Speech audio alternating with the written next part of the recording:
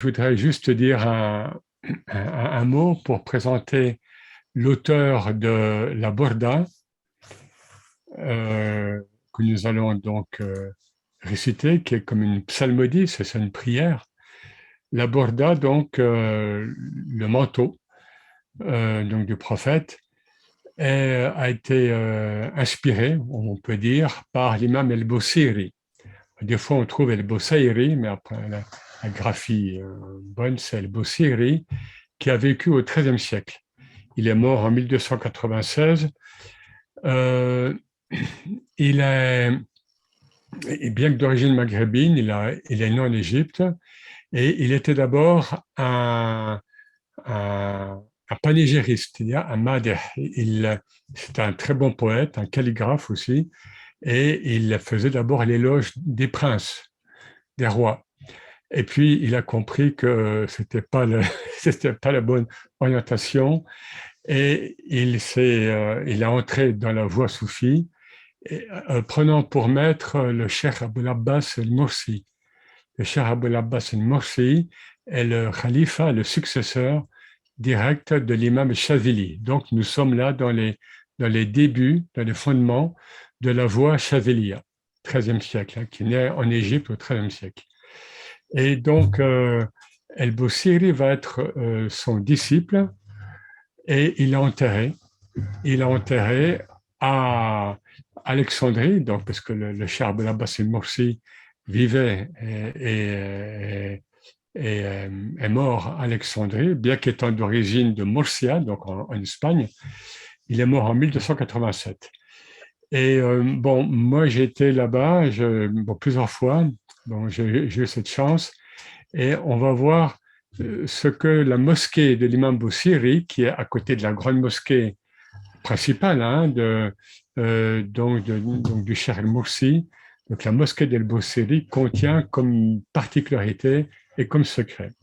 Alors pour ça, il faut d'abord euh, euh, rapporter, faire état, être témoin du lien privilégié qu'a eu cet homme, El-Boussiri, avec le prophète, sallallahu alayhi wa sallam. Alors voilà, lui-même, il nous le dit, il a écrit cette œuvre, donc la Borda, qui est, on y reviendra, qui est le poème apparemment le plus lu dans le monde, alors qu'il souffrait d'une hémiplégie, hein, donc il était paralysé sur un côté. Il raconte lui-même cette histoire. Je fus atteint d'une hémiplégie, je songeais alors à composer ce poème en l'honneur du prophète, sallallahu alayhi wa sallam, puis j'implorai Allah de m'accorder la guérison et je commençai à réciter mon poème en pleurant. Sur ce, je m'endormis et je vis le prophète en songe. Il passa sa main bénie sur la partie de mon corps malade et jeta sur moi son manteau, la burda. Au réveil, je me trouvais guéri. Je sortis de chez moi sans rien en raconter à personne et rencontrai un homme pieux, Saleh, qui me dit, je voudrais donc cet homme, il le croise donc de la rue à Alexandrie, je voudrais que tu me donnes le poème dans lequel tu fais la louange du prophète.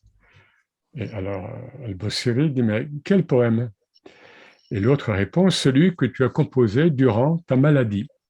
Et l'homme en vient à réciter les premiers vers de la Borda.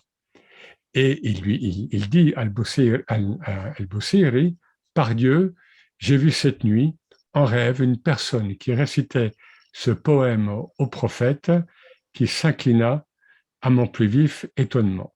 Le prophète s'inclina. Ensuite, je le vis couvrir le poète de ce manteau. Voilà. Donc, alors, dans ce miracle que l'imam Boussiri voulait garder intime, secret, se répand. Très vite, Alexandrie, la nouvelle se répand, et c'est ainsi que ce poème, donc la Borda, va acquérir au fil du temps, des années et des siècles, une célébrité incomparable. Et il fut surnommé El Borda. Donc, alors, un mot très rapide sur donc la Borda. Le lien le plus direct avec le prophète, c'est, à l'époque du prophète, donc, sallallahu alayhi wa sallam, c'est un poète, donc Ka'ab ibn Zuhair, un contemporain, qui avait commencé à médire et à écrire des poèmes contre le prophète, disons, qui dénigraient le prophète. Puis il va rejoindre son frère qui lui avait rejoint Médine, était devenu musulman, et après il va à la suite d'une prière à Médine, il était incognito, il se dévoile au prophète et il dit je suis Ka'b, moi qui étais vilipendé, hein, moi qui étais calomnié dans mon poème. Les compagnons commencent à vouloir se saisir de lui et le prophète dit laissez-les. Et là, Ka'b commence à réciter son poème El Borda. Hein. Et, enfin, un poème qui s'appelle autrement, mais qui va être assimilé souvent à ça. Et le prophète de le revêtir de sa borda. Donc la borda, c'est une cape qu'on revêt lorsqu'il fait froid, une barde. Et donc, voilà, et après cela, cette cape, donc cette borda, a passé de propriétaire en propriétaire, bon, en fait, au cours des dynasties, et elle est préservée au palais de Topkapi à Istanbul. Voilà, ce que je veux juste te dire, c'est que, je finirai là-dessus, la borda, donc, comme j'ai dit, serait le poème le plus lu dans le monde. El-Busiri a également rédigé un autre poème de Madh Nabawi, d'éloge du prophète, qui s'appelle la Hamziya. Mais la Burda est incontestablement la plus lue, récitée. Hein. Et quand on lit ce qu'en disent les poètes arabes, parce que c'est un style arabe très classique, très beau, eh bien, même si on ne comprend pas l'arabe, on peut goûter hein, de cette beauté. Voilà, donc je voulais terminer encore sur cette mosquée. Moi, c'est l'image qui m'est restée donc de cette mosquée que j'ai visitée. À l'intérieur, on trouve sur les murs des béquilles de gens qui étaient hémiplégiques, paralysés, et qui ont obtenu également Shifa, la guérison, venant de Dieu évidemment, mais venant du prophète et par l'intercession de l'imam Bosseri.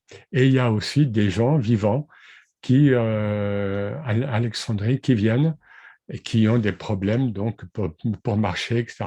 Et tout ça emplit la mosquée. Donc c'est une mosquée, vous voyez, extrêmement vivante. Et l'imam Bosseri est vraiment euh, très vivant également. Et évidemment, grâce au vivant, el Hayy, alladhi la yamut, qui est Allah, évidemment, et également, bien sûr, au prophète, à Rasulallah, qui est vivant sur le plan spirituel, comme vous le savez, et qui nous apparaît, qui est présent avec nous, ici ou là. Merci à vous. Bonne soirée.